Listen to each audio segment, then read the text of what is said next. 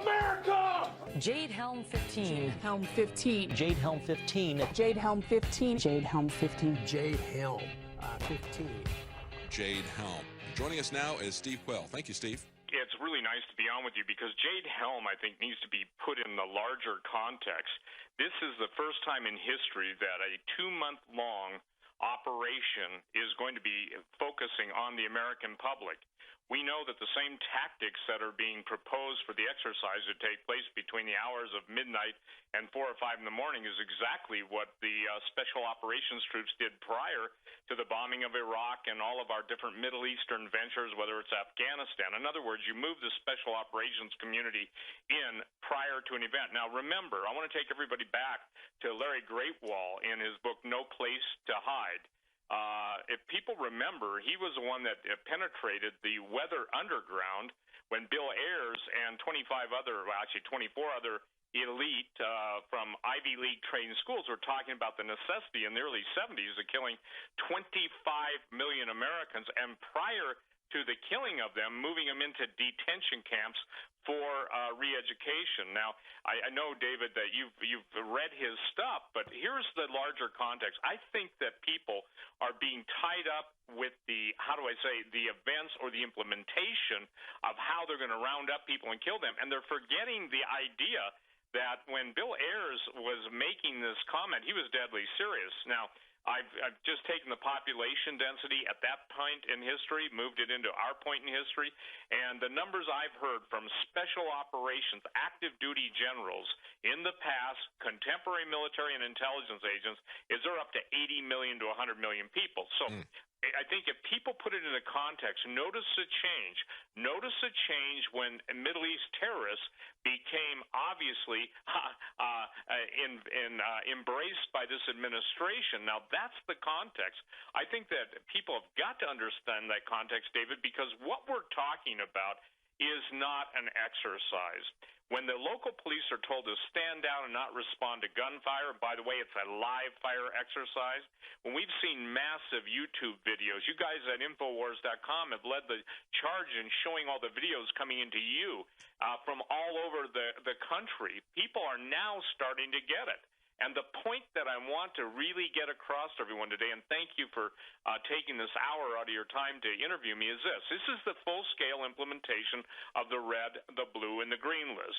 The red list are people. Now, do you remember, David, and I'll let you obviously respond because that's just my intro, the days years ago when gun owners' homes are being GPSed?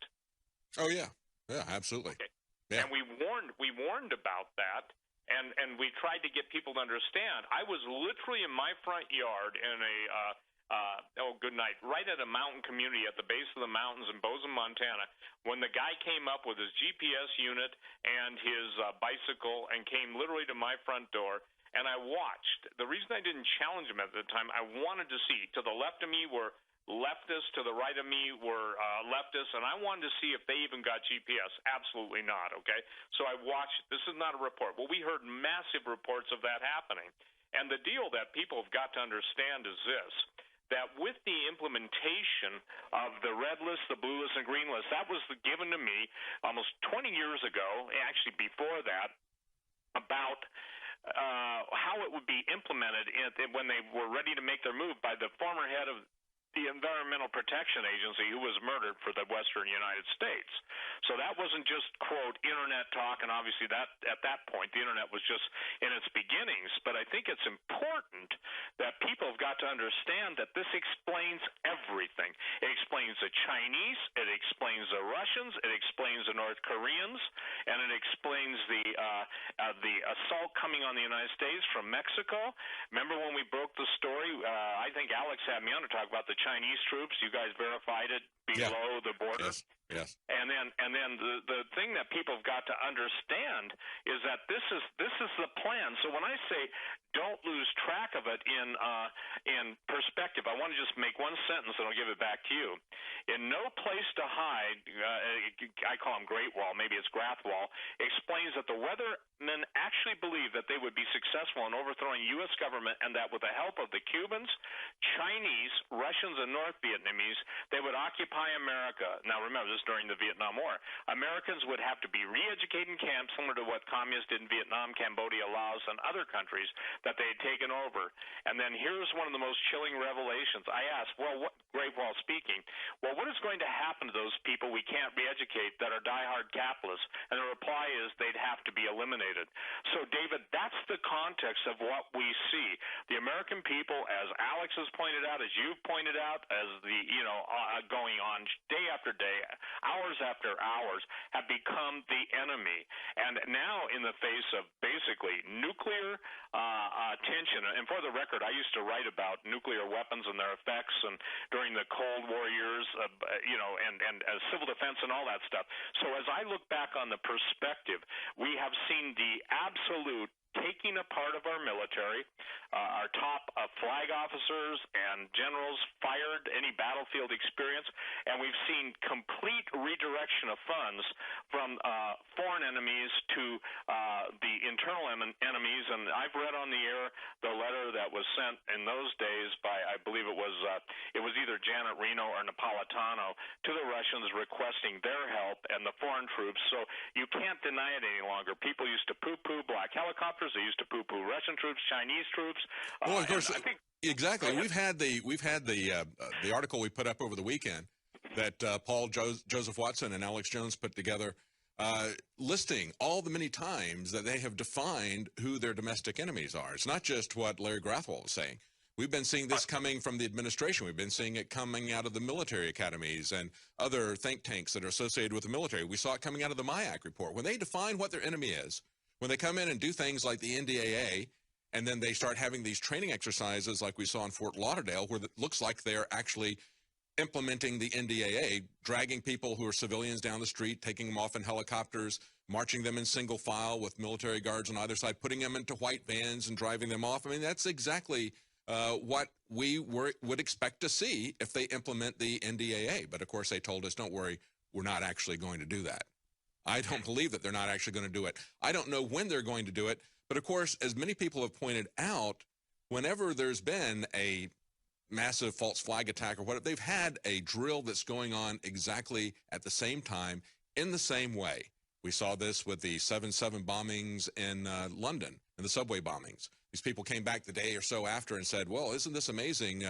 We were running a drill in exactly the same place with exactly the same scenario at the same time this was happening. It happened with 9/11. They can always use that to keep the people who are compartmentalized to not understand what's going on. And then the mass public looks at this and says, well, yeah, this came out after the fact. But when we expose it before the fact, maybe this particular time this won't happen. Maybe they will just do some kind of a training exercise. But we always need to be on the alert. Steve, you were talking about the fact that you're concerned that this is coming to the next step, coming to fruition in terms of a war against the American people, talking about Larry Grathwell. You're talking about the red list, the blue list, and the green list. Break that down for the audience. The red list are the primary target for the New World Order in the United States of America when the order is given. The lists already exist, and again, according to, and I want to make this clear, I cannot know this stuff unless people tell me. Just like Alex gets tips, you get tips, David. There are people out there that genuinely love their country. So that's how I got this. A red list are primarily firearms owners. They are constitutionalists. They are people who have been politically active in resisting the New World Order. And those are the people that are their targets. And let me make this clear. They're not coming to take the guns away. They're coming to terminate, exterminate, blow away the gun owners. Again, special operations teams are not sent in to take prisoners unless it's a high-value target for a later date. They basically are trained to go in and just obliterate, okay? Now, again, when I get told this by a four-star general, active duty, and by the way, you guys have more probably active duty spec ops and spooks in Austin than any other city in the United States of America. You probably know that. If you don't, I will tell you that. And the thing that's fascinating to me, David, is the red list basically goes down the first 30 days, okay? So let's say they've increased it to 60 days. Well, they're combining now two different events. Now, the system that's been set to communicate with law enforcement from the Department of Homeland Security is a pretty secure system now. They can lock out individual officers from being able to hear the general alerts. They can punish or they can terminate. Now, these are really hard statements for people to understand. Quick anecdote, 30-second version. Chief of detectives in a major metropolitan city heard me on, I think it was one of the interviews Alex and I were doing a couple years ago. He didn't think I was basically upfront with the information until a foreign observer was assigned. I told him what to look for. The foreign observer knew everything about his family, his children, when they went to school, how much money he made. He knew everything, and he rode along in the back of two detectives' cars. And the interesting thing is I got a call from the individual probably a week later, and he said, "You're right. This is going down just exactly as you said." Well, I wasn't the originator of that. The blue list are law enforcement, National Guard, and anybody who's contributing to the execution and the takedown of the red list. 30 days to 60 days after that, those guys get wasted. Now, I don't know what word you would use, David, but they're murdered. They're killed. Yeah. Now, where have we seen that in history before? Go ahead. Oh, yeah, the Navy SEALs that got bin Laden, right? Yep, you got it. Yeah. And so, as a matter of fact, before we went on this show, I was contacted by a Navy SEAL overseas, and he said, "Steve, I cannot believe what's happening to the country I love," and was ready to lay down my life for.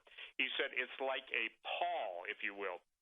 A blanket of darkness has settled over the country, and people can't see." What's happened, David, is one of the things that I've really tried to do in talk radio and all the stuff I've written and the interviews I've done, 9,000 plus hours, is to get people to understand. You've got to understand the root of evil, because everything else is an offshoot of evil. May I give you one more interview that took place recently with a personal friend of mine, known to me, who met with various generals, retired, former Green Beret, had a meeting with retired generals and high-ranking former enlisted men who were very concerned because the friend of mine that had the meeting was asked to come to the meeting because supposedly there was a Pentagon memorandum put out about some of the people in this country that they are forbidden to listen to. He happened to be one of them. Alex happened to be one of them. I happened to be one of them. Hawk happened to be one of them, and Doug Hagman happened to be one. There were two other guys that he couldn't remember their name, one on the East Coast and one on the West Coast, and I don't know it or I'd tell it.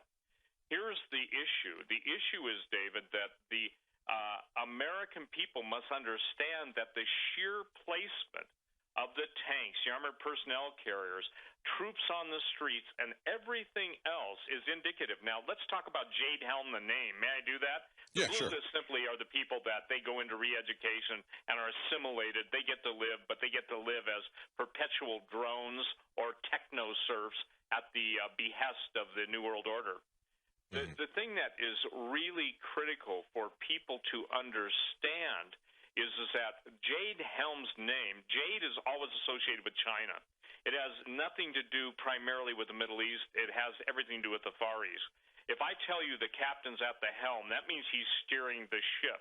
That means that he is the one who's in charge of the direction. One of the Chinese demands upon the United States government was the fact that they needed to disarm the American public. You remember that story when it came out that China absolutely demanded that the American public be disarmed? Yeah, I remember that was kind of strange, wasn't it? Yeah. And there's always something behind that. It's kind of like when the UN came out and said, you need to shut down Colorado and Washington State. The federal government needs to shut that down because we have a UN drug treaty. And, of course, it was the UN that set up the schedule for the war on drugs 10 years before Nixon declared the war on drugs. Right. Yeah. Well, what's important is everything's in a name. Now, look, it's not lost in the financial markets that China has amassed the world's largest gold hoard, and this has everything to do with the name Jade Helm 15. Obviously, 15 can relate to the year that it's going to be implemented, as in this year. China is going to make an announcement at some point, and we're seeing it with the AIIB Bank. We're seeing it with the nations abandoning former allies. It doesn't matter if it's Australia, doesn't matter if it's Britain, it doesn't matter who it is. Everyone's going to China because basically it's a truism, a maxism in the world that he who has the gold makes the rules. One of the things the bankers have been able to do is to transfer the gold that was in the United States. It's irrelevant if there's anything in Fort Knox. I'm here to tell you that there's nothing there. The point being is that China, with its 30,000 plus tons of gold, by the way, the World Gold Council is totally inaccurate in the country's gold holdings, just they're wrong. Russia, for instance, has right now in excess of 10 to 15,000 tons of gold. So the point is, let me make this clear. Jade Helm may be the orchestration and the introduction of the Chinese yuan or renminbi in a gold-backed or commodity-backed form. At that point, the dollar will lose value almost overnight, if not become worthless. My guess is, just quick and dirty, it goes down 50% in a matter of days and then another 30%. Well, that's not going to make anybody happy in the United States. The point being is that the riots will be generated. Now, here's something people need to do. Go to the root of the problem. You understand the fruit and how it will be implemented. In order for the communist revolution to take place, they want to engender civil war.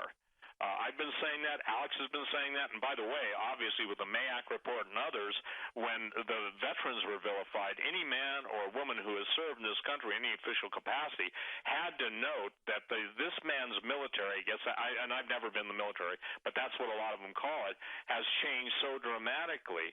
And it's fascinating to me that even yesterday or the day before, I may be off a day, but the President of the United States has now declared they want to cut back the military pensions. At the same time, there's unlimited amounts of money to purchase billions of rounds of ammo, MRAPs, the police department who have been militarized. So here's what I'm saying. When you're talking about that, Steve, I think it's very interesting that it was just last summer that the Pentagon announced that they were going to stop giving equipment to fire departments. This was something that they have been doing since right after World War II, giving equipment to small rural fire departments because they can't afford very much, and they're the ones who have to deal with the really large fires. And so they shut that down. It stayed shut down for about a month, but there was a lot of pressure from the firemen, from congressmen and senators. They got that restarted.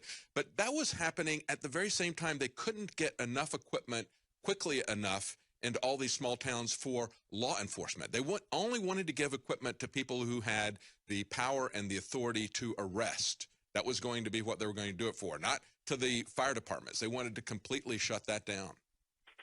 Well, and you're correct. So the point is that, in essence, all the fire departments, any authority figures that with the power to arrest, and by the way, everybody, as you know, has been given the power to arrest now, from IRS agents to remember when the Forest Service Rangers never wore weapons. I can tell you from watching them, I take a lot of photographs, and in the national parks, and now you would swear that you would declare freely. You can't believe how weighted down those guys are with weapons in their car, AR-15s and shotguns.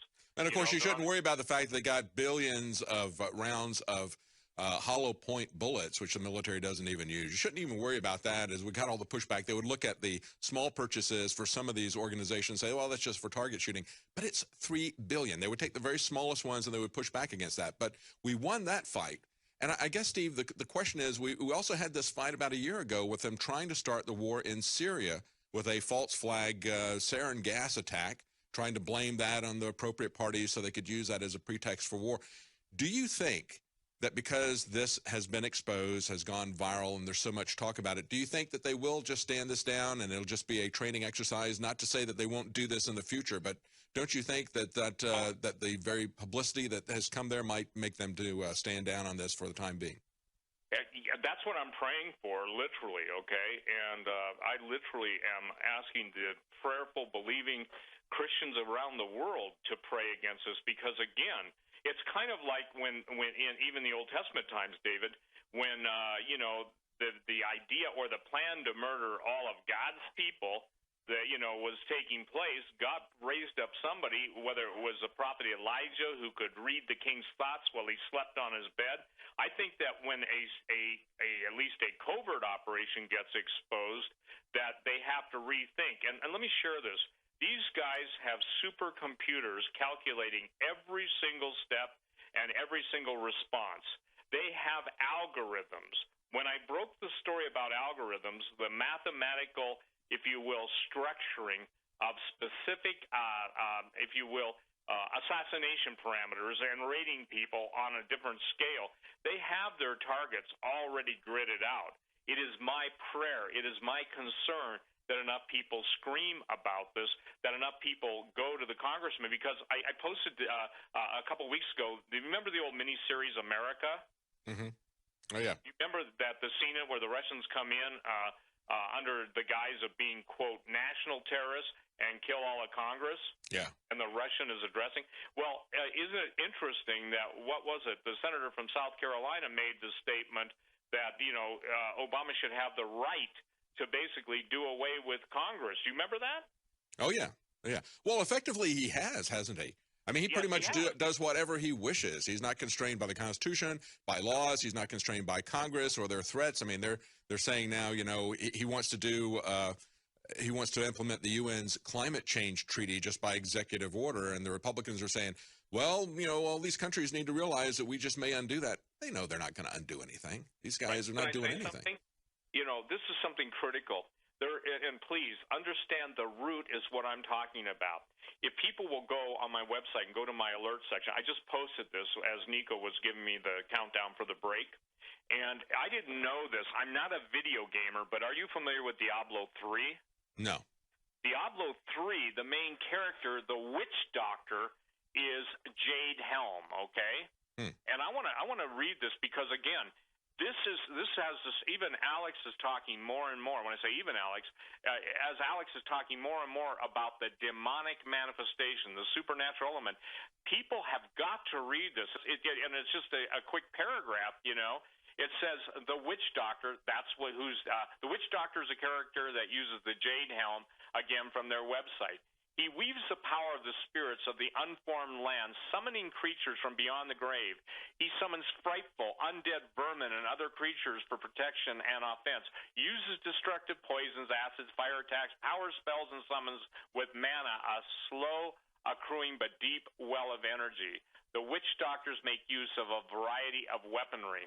I think that the critical thing that people have to understand, you brought up Syria. Here it is in context. If people can understand this simple concept, everything, makes sense.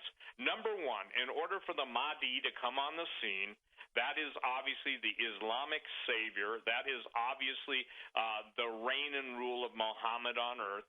There has to be a global nuclear conflagration. Are you aware of that?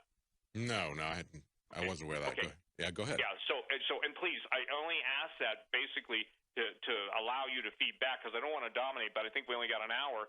The thing is that we are now seeing the disruption of all the countries in the Middle East. Well, classical Christian dispensationalism always said the 10 nations were the Holy Roman Empire. I said, decades ago, this is only to put it into perspective, that I saw a 10-nation federation building and coming into being in the Middle East. Now you've got the whole Middle East on fire. You've got basically the ultimate betrayal of Israel by the United States. Now, whether people like Israel, don't like them, the point being is in the Old Testament prophecies of Zechariah, it says all the nations of the world will gather against Jerusalem. That's happening. I think you're very right. What we need to hope for is that by exposing this, we are going to shut it down at least this time. Perhaps they'll decide that maybe they'll just do this exercise on an annual basis, and maybe by Jade Helm 17, they'll actually roll it out. Now, Steve, as you were pointing out, I think it's very interesting to look at this enemies list that they have, and the fact that the connection that the Chinese government is starting this Asian investment bank, and that is really taking off. I mean, that's turning into an avalanche of people who are signing up for that. And of course, the Chinese are flush with cash. they're using this in a very different way than we have used the IMF fund. But even the United States is trying to get on this just so that they won't be left off. We see a massive shift from the United States, of course, to China, but that's been going on for quite some time. Everybody can see that. But it's really accelerating at this point, isn't it? Well, it's not only accelerating, but, somebody said, what's in a name? My answer to that is everything. When any operation is chosen, there is usually a reason for the name being chosen, and that's why I believe that Jade Helm is so critical. Let me make this clear, and this is something that I stand on after 10 or 12 books. I think I'm up to 12 now. Thanks for announcing that. But the point that I'm trying to provide for people is a perspective, how to embrace this. Because if you try, and David, you'll find this out, if you try and look at this purely in the natural, there is you cannot look at it purely in the natural, because it's like and I'm going to use the word, supernatural evil force that's seeking to subject and subjugate the people of the world, not only kill them. Look, the Illuminati, Alex is... Yeah, and it's multi-generational as well. I mean, that's something that we see, this relentless progression towards this. And it's like, why would the people care so much to pass on an agenda from one generation to the other? You would think each generation would have its own agenda. But as you point out, this is a supernatural backing behind this. That's, I think, why this continues along this same path of progression from generation to generation. Unless people understand the supernatural root of evil, they will not understand that when the Illuminati talks in the Georgia Guidestones about 500 million people being left, Alex and I did a show where we quoted every, person of power and how they hate humanity. The vaccines, it was on Infowars.com when we were going to have this level 5 biological shutdown of the country. Alex let me pray at that point, and I said, the only thing I got from the Lord was, watch what I will do. Within 24 hours, we were going from a global pandemic, shutdown, and martial law to the thing fading out and fizzling out. When we started exposing Ebola, the thing faded out and fizzled out. Not to say it won't come back.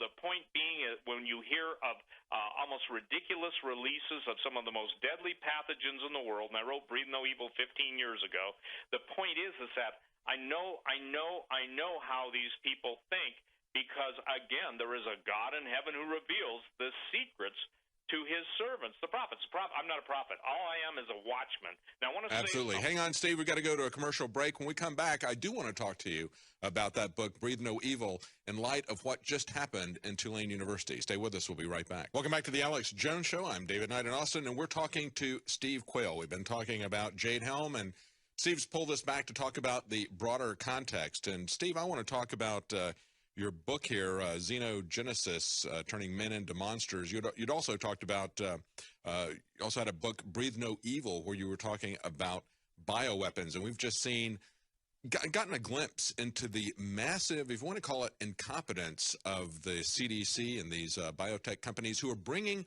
foreign pathogens, very deadly pathogens, into this country. We just saw an example of it in Tulane, to give them a gain of function. That's what they call it, enhancing them to withstand medication, to also spread more easily. And so we have to look at this and say, what is the madness behind this? Why would they even get themselves involved in something like this? But break down your other book, Xenogenesis, Turning Men into Monsters. Well, xenogenesis is important for people to understand, because behind the intentional release of bioweapons, remember this, that when people are being exposed to headlines that there's been a strange release, or that the CDC, that Center for Disease Control, thought that the last remaining supplies of smallpox always mysteriously turn up, every pathogen worldwide that has been located, isolated, or reanimated is designed for bioweapons. The basis of all bioweapons is ultimately first to kill the enemy, but ultimately to end all life. When I broke the story, David, 30-second important story on race-specific bioweapons in South Africa, designed by Dr. Wouter Basson, that that went wild throughout the world. There was absolutely a project called Project Coast, but Yes. to give it a more impetus, when Alex and I or whoever talks about singularity, that talks about transhumanism, that talks about all of the different technological enhancements to mankind, super soldiers, this is stuff that I wrote in my book Xenogenesis. What they're doing is taking third-party DNA sequences, hence xenogenesis just means the addition of an additional helix to the double helix, creating a triple helix, in other words, a stand, and creating literally new life forms. Now, when I first wrote that in Genetic Armageddon 15 years ago, people just couldn't handle it. But now we're right there where, guess what? The lie that people are being told is biological enhancements are one thing, but when you combine them with robotics, you're going to get basically an Uberman, which Nietzsche talked about, and which the Nazis were absolutely looking for. The word Ubermensch literally means supermen. So when DARPA went forward with its super soldier program and basically started integrating specific gene traits from animals, i.e. eagle vision, i.e. regenerative processes of a salamander, i.e. all of the different things, it was just like this was a comic book series coming out into real time.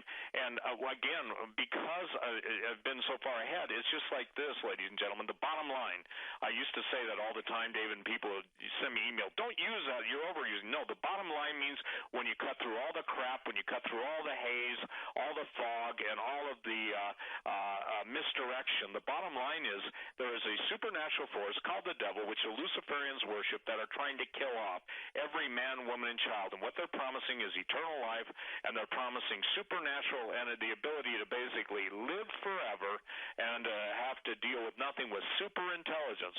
It's kind of like Animal Farm on steroids. Absolutely. Everybody is equal. Well, actually, Steve, it's kind of like Genesis, where the serpent promised that with this knowledge, you're going to be able to live forever. You're not going to ever die. Thank you so much for joining us at stevequail.com.